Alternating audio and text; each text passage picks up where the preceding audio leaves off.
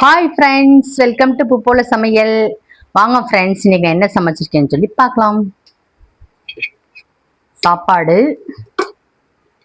அதுக்கப்புறம் காய் என்ன பொரியல் பண்ணியிருக்கேன்னா இன்னைக்கு வெண்டைக்காய் பொரியல். ரொம்ப நாள் ஆச்சு வெண்டைக்காய் பொரியல் வச்சு, அதனால இன்னைக்கு சமைச்சிட்டேன். ஓகே ஃப்ரெண்ட்ஸ், வாங்க நம்ம குழம்பு என்னன்னு பார்ப்போம். குழம்பு பாருங்கள், சாம்பார். காலைல தோசை ஊற்றி சாப்பிட்டோமா, மத்தியானம் ஒரு வேளைக்கு மட்டும்தான். அப்புறம் முருங்கைக்காய் சாம்பார். இது முருங்கைக்காய் மட்டும்தான் வீட்டில் இருந்துச்சு இன்னைக்கு. குழம்பு வைக்கிற மாதிரி, அதாவது சாம்பாரில் போடுற மாதிரி முருங்கைக்காய் மட்டும்தான் இருந்துச்சு. மற்றதெல்லாம் முட்டைக்கோசு, பீட்ரூட்டு அப்படிதான் இருந்துச்சு. அதனால் இன்னைக்கு வெறும் முருங்கைக்காய் மட்டும் போட்டு சாம்பார் வச்சுட்டு வெண்டைக்காய் பொரியல் பண்ணிட்டேன் ஃப்ரெண்ட்ஸ். இதுதான் இன்னைக்கு நம்ம வீட்டில் சமையல்.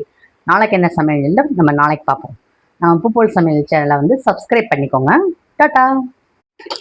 ஹாய் ஃப்ரெண்ட்ஸ், வெல்கம் டு புப்போல சமையல். வாங்க ஃப்ரெண்ட்ஸ், இன்னைக்கு என்ன சமைச்சிருக்கேன்னு சொல்லி பார்க்கலாம். சாப்பாடு, அதுக்கப்புறம் காய் என்ன பொரியல் பண்ணியிருக்கேன்னா இன்னைக்கு வெண்டைக்காய் பொரியல். ரொம்ப நாள் ஆச்சு வெண்டைக்காய் பொரியல் வச்சு, அதனால இன்னைக்கு சமைச்சிட்டேன். ஓகே ஃப்ரெண்ட்ஸ், வாங்க நம்ம குழம்பு என்னன்னு பார்ப்போம்.